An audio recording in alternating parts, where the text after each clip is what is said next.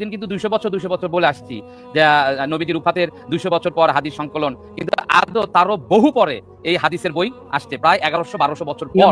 আর তাও আরবিতে, আরবিতে আসছে 1100-1200 বছর পর, আবার বাংলায় আসছে তারও পর, প্রায় 1300 বছর পর। তাহলে সর্বসাকুল্যে যদি ধরি এই 1300 বছর মানুষ কি মেনেছে, তখন তো হাদিস আসেই নাই। 810-এ জন্ম নেন, 850-এ। হ্যাঁ ভাই আচ্ছা, ওরা হাদিসটা কি বলে করে, মানে মুখে মুখে, মানে বইতে লিখলেই সেটা সঠিক হয়ে যাইবো? এইটাই তাদের বোঝার উদ্ধৃতি। আচ্ছা আচ্ছা, আজাদ ভাই, আপনি বলে এইখানে কিছু আমি সাধারণ কিছু কথা বলি। শাবাত আলী ভাই, আপনাকে আমি যে প্রথমে ভিডিওটা চালাইছিলাম ওটা কি শুনছেন? একজন হিন্দু যে বলতেছে, ওটা শুনছিলেন? সুন্দর ভিডিও ও লাইভ পেতে চ্যানেলটি সাবস্ক্রাইব করুন প্লিজ। যাদের ইসলাম নিয়ে কোনো জ্ঞান নাই, যেমন এই যে হিন্দু সম্প্রদায়ের লোক যারা আছে, হ্যাঁ, কিছু তাদের যে ইসলাম সম্পর্কে কোনো জ্ঞান নাই, হ্যাঁ, সেটা আগে আমরা একটু দেখাই নিই। এইরকমই কোরআন মানি নাম দিয়ে, কোরআন মানি বলে বলে যারা আসে, তারা ঠিক এই একই প্রশ্ন করবে। আপনারা একটু শুনবেন, জি আমি একটু দেখাই। नंबर होना तो दूर की बात और नबी होना तो दूर की बात। सवाल नंबर, आदम मुसलमान ही नहीं थे, पैगंबर होना तो दूर की बात और नबी होना तो दूर की बात। सवाल नंबर 2, आप मुझे बताइए जनाजा पढ़ाने की दुआएं कौन से लोग मौजूद थे और कौन कौन से बेटों ने आदम का जनाजा पढ़ाया? उस वक्त तो अरबी इजाद ही नहीं हुई थी, क्योंकि अरबी सिर्फ 28,000 साल पुरानी है और कपड़ा इंसान ने 30,000 से 40,000 साल पहले इजाद किया है। तो आपकी अरबी जबान कपड़ा इजाद होने से भी बाद में इजाद हुई है। तो हैरानी की बात है, ना दीन मिला ना दुनिया। लोगों को पढ़ाई की तरफ रागब कीजिए, सिर्फ और सिर्फ फुदू बना रहे हैं। कभी कहते हैं 50 नमाजें थी, अगर 50 नमाजें थी तो इंसान अगर 50 नमाजें पढ़ने लगे तो सिर्फ और सिर्फ 30 मिनट का वक्फा मिलता है, फिर नमाज पढ़ी जाए और फिर इंतजार किया जाए। हमारे पास एक दिन में 24 घंटे होते हैं। और आदम की उम्र कितनी थी? कैलेंडर तो बाद में इजाद हुआ है, जो हिजरी कैलेंडर है ये 1400 साल पहले इजाद हुआ है, और जो ईसवी कैलेंडर है हजरत ईसा का, वो 2600 साल पहले इजाद हुआ है। उससे पहले आपने वक्त का तयन कौन से कैलेंडर पे लगाया? आप मुझे बताइए, आपके पास तो सवाल और उनके जवाब ही नहीं है। और जब आदम आए थे, टाइम एंड स्पेस उस वक्त शुरू हुआ था, ये टाइम एंड स्पेस पहले से शुरू हो गया था जब कायनात बनी थी। अब मुझे बताइए उस वक्त कौन सी घड़ी थी, कौन सा कैलेंडर था? क्योंकि आदम को तो आते ही पढ़ना नहीं आ गया था, आदम को तो कुछ लफ्ज सिखाए गए थे, और आज तक ये भी नहीं पता चला कि आदम को कौन सी जबान में लफ्ज सिखाए गए। আচ্ছা, তাহলে এই ব্যক্তি, এই হিন্দুরা, মানে যে ইসলাম বিদ্বেষী, তার প্রশ্ন হচ্ছে যে আদম আলাইহিস সালামের সময় তো কাপড় আবিষ্কারই হয় নাই, যেই দাবিটা কারা করে? আপনারা জানেন নামাজ 50 ওয়াক্ত ছিল আগে, হ্যাঁ, যদি 50 ওয়াক্ত থাকে তাহলে 50 ওয়াক্ত কিভাবে পড়বে? এর আগে যে আরেকটু কথা বলেছে, যে আদম আলাইহিস সালাতু ওয়াস সালামের জানাজা কিভাবে পড়িয়েছে, আরবি ভাষা কি তখন ছিল? আরবি ভাষা তো আসছে এত বছর আগে। হ্যাঁ, এই যে ধরনের কথা সে বলছে। আচ্ছা, এরপরে সে 50 ওয়াক্তের কথা বলছে। তো উনি আসলে মুসলিম কিনা এটা স্পষ্ট করবে। উনি মুসলিম না। আচ্ছা, উনি একজন মালুম। আচ্ছা, মালুম, ঠিক আছে, ভালো কথা। আচ্ছা, আদম আলাইহিস সালাতু ওয়াস সালাম সম্পর্কে আল্লাহ কোরআনে কারীমের ভিতরে যা বলেছেন এবং হাদিস শরীফের মধ্যে, অর্থাৎ আদম আলাইহিস সালামের যে ইতিহাস আমাদের কাছে লিপিবদ্ধতা আছে, এই সম্পর্কে তার কি কোনো ন্যূনতম কোনো জ্ঞান আছে আজাদ ভাই? না, তার তো জ্ঞান নাই। আর ভাই, আমরা এই ভিডিওটা তো আসলে আমরা কেন চালাইছি, এটা তো উদ্দেশ্য তো ভিন্ন।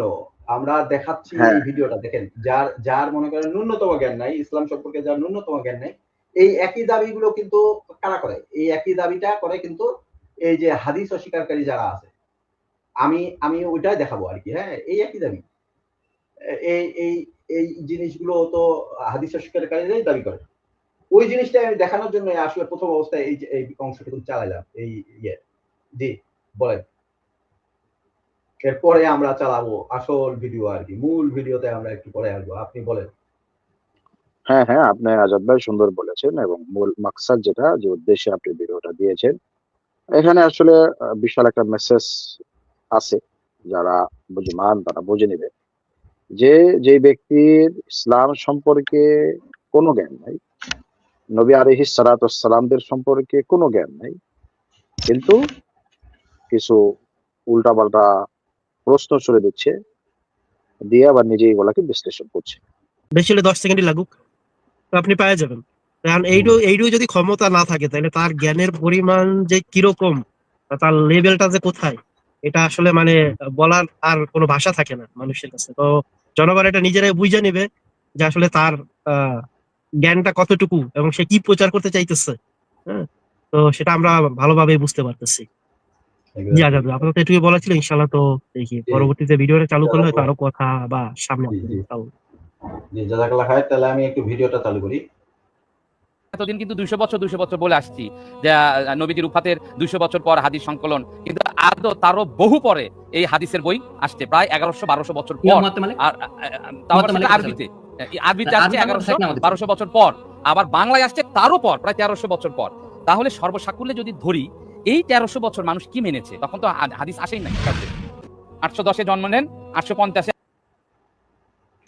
হ্যাঁ ভাই আচ্ছা, ওরা হাদিসটা কি মনে করে, মানে মুখে মানে বইতে লিখলেই সেটা সঠিক হয়ে যাইবো? এই তাদের বোঝার উদ্ধৃতি। আচ্ছা আচ্ছা, আজাদ ভাই, আপনি মনে করেন এইখানে কিছু আমি সাধারণ কিছু কথা বলি। শাবাত আলী ভাই, আপনাকে আমি যে প্রথমে ভিডিওটা চালাইছিলাম, ওটা কি শুনছেন? একজন হিন্দু যে বলতেছে, ওটা শুনছিলেন?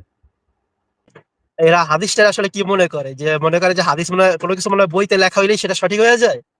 না, সঠিক হয় না। হাদিসটা কি, যেমন মনে করেন যে নামাজটা আমরা যেভাবে পড়ি, এই নামাজটা তো শিক্ষা দেওয়া দিচ্ছে রাসূল সাল্লাল্লাহু আলাইহি ওয়াসাল্লাম। এখন সেই যেভাবে শিক্ষা দিচ্ছে, আরিফুল ভাই আমার থেকে বেটার ব্যাখ্যা করবেন। আমি জাস্ট বর্তমানে কিছু উদাহরণ দিই।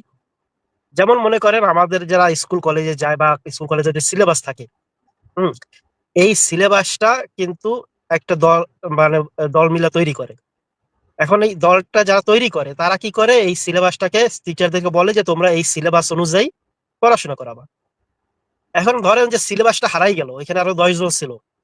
এখন এই 10 জনের যে সিলেবাসের যে চ্যাপ্টার গুলো অ্যাড করছিল বা সিলেবাসের যে বইগুলো অ্যাড করছিল, এই 10 জনের মধ্যে তো ওই সিলেবাসের বইটা অবশ্যই তারা জানবে যে এই বই ছিল, তাই না? তো সেটা আবার তারা ছাত্রদের ভাবে বলবে যে সিলেবাস এইভাবে, তারা আবার নতুন করে তৈরি করবে, সমস্যা নেই। কারণ কথা হইতেছে যে যদি এই যে সিলেবাসটা যদি হারাইয়াও যায়, বইটাও যদি হারাইয়াও যায়, তাইলেও তো এই সংকল মানে তাদের যে মাথায় যে এটা আছে, এই সিলেবাসটা যে তৈরি করছে কি দিয়া, এটা তো আর হারানো সম্ভব না, তাই না? এভাবে তো সে মানে ওই কমিটি প্রিন্সিপাল থেকে তাদের কাছে আসছে, তারা এইটা আবার ছাত্রদের কাছে পৌঁছাই দিছে। এখন এইটা যে লিখিত আকারে পৌঁছাইতে হবে, এটা তো বাধ্যতামূলক না, তাই না? যেভাবে কোরআনটা আমাদের কাছে পৌঁছাইছে মুহাম্মদ সাল্লাল্লাহু আলাইহি ওয়াসাল্লামের মাধ্যমে, সেটা তো লিখিত আকারে আসে নাই। সেটা প্রথমে মুহাম্মদ সাল্লাল্লাহু আলাইহি ওয়াসাল্লাম মুখ থেকে বলার পরে সাহাবীরা সেটাকে করছে, মানে আপনাকে সেটাকে মুখস্থ করার পরে তারা আবার সেটাকে পরবর্তী জেনারেশনের উপর দিচ্ছে। এইভাবে করেই তো কোরআনটা আসছে। হাদিসটাও সেম। যেমন নামাজের কথা বলেছে, মুহাম্মদ সাল্লাল্লাহু আলাইহি ওয়াসাল্লাম যেভাবে নামাজ পড়ছেন, সাহাবীরা তাকে দেখছে সরাসরি নামাজ পড়তে। এখন যদি সরাসরি তাকে নামাজ পড়তে দেখেন, তো তাইলে সেইভাবে তারা তার সন্তানদেরকে বর্ণনা করবেন বা তার পরের জেনারেশনকে বর্ণনা করবেন। এইভাবে বর্ণনা করেও যদি যায়, তাহলে তো হাদিস হারাইবে না। ঠিক আছে, হাদিসও হারাবে না, কোরআনও হারাবে না। এবং এখানে যদি জাল হাদিস আবার ঢুকানো হয়, সেটাও ইনশাল্লাহ আমাদের আলেমরা যারা মুহাদ্দিস আছেন তারা এগুলা করতে পারবে, যাদের হাদিসও কিন্তু এই যে হাদিস যেগুলো আছে এগুলো কিন্তু সবার মুখস্থ, এবং মানে সবার নামই আমাদের মধ্যে অনেক আছে যারা হাদিসও মুখস্থ করে কোরআনের মতো। অনেক আলেম ওলামারা আছে, অনেক আছে। আপনি যদি হাদিসের হাফেজ, কোরআনের যেরকম হাফেজ আছে, হাদিসের হাফেজ আছে। জি, হাদিসের হাফেজ আছে। তো দেখবেন যে এই যে 9, 10, 15 বা 12, 13 বছর বা 15 বছরের যে বাচ্চারা আছে, অনেক ভিডিও পাইবেন আপনি অনলাইনে, যে তাদেরকে হাদিস বলা হইতেছে, তারা হাদিসের সনদ সহ নাম সহ সবকিছু বলে দিতেছে, হাদিসটা যে সঠিক কিনা ভুল সেটাও বলে দিতেছে। তো তাইলে তারা যদি হাফেজ না থাকতো, তাহলে তারা এই যে কোরআনের মতো করে কিভাবে বলতে পারতেছে? ঠিক আছে, এখন কথা ওইটা না যে শুধু লেখলেই সেই জিনিসটা সত্য হয়ে যায়। পৃথিবীতে অনেক কিছু আছে যেগুলো লেখা হয় নাই, যেগুলো মানুষ বলছে, কিন্তু সেগুলো কিন্তু সত্য, মানে সত্য আছে। যেমন আপনি যদি ভিডিও দেখেন, একটা ভিডিও তো বইতে লেখা হয় নাই। যেমন এই যে 2 দরিয়ার মাঝখানে যে অন্তরায়টা, এটা কিন্তু আপনারা ভিডিও দেখতে পারেন, এটা তো বইতে লেখা হয় নাই।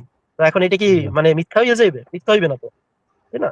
তো এখন এই গাধাগুলারে কিভাবে বুঝাইবেন ভাই যে বইতে লেখা হইলে সেটা যাচাই বাছাই কিভাবে করতে হয়, সেই যাচাই বাছাইয়ের কি সেটার লাইন কি বা এটা সঠিক কেন, এটা এইভাবে যদি হিন্দু লোকটারে ফলো করে যদি ইসলাম ফলো করতে চায় তাহলে তো সেটা সম্ভব না। তাহলে তো তারা হিন্দু ধর্ম ফলো করতে হবে, যেভাবে হিন্দু লোকটা ফলো করতেছে আর কি। এরা হাদিসটা আসলে কি মনে করে, যে মনে করে যে হাদিস মনে কোনো কিছু মনে বইতে লেখা হইলেই সেটা সঠিক হয়ে যায়? না, সঠিক হয় না। হাদিসটা কি, যেমন মনে করেন যে নামাজটা আমরা যেভাবে পড়ি, এই নামাজটা তো শিক্ষা দেওয়া দিচ্ছে রাসূল সাল্লাল্লাহু আলাইহি ওয়াসাল্লাম। এখন সেই যেভাবে শিক্ষা দিচ্ছে আরিফুল ভাই আমার থেকে বেটার ব্যাখ্যা করবেন। আমি জাস্ট বর্তমানে কিছু উদাহরণ দিই। যেমন মনে করেন আমাদের যারা স্কুল কলেজে যায় বা স্কুল কলেজে যে সিলেবাস থাকে, এই সিলেবাসটা কিন্তু একটা দল মানে দল মিলা তৈরি করে। এখন এই দলটা যারা তৈরি করে তারা কি করে, এই সিলেবাসটাকে টিচারদেরকে বলে যে তোমরা এই সিলেবাস অনুযায়ী পড়াশোনা করাবা। এখন ধরেন যে সিলেবাসটা হারাই গেল, এখানে আরো 10 জন ছিল।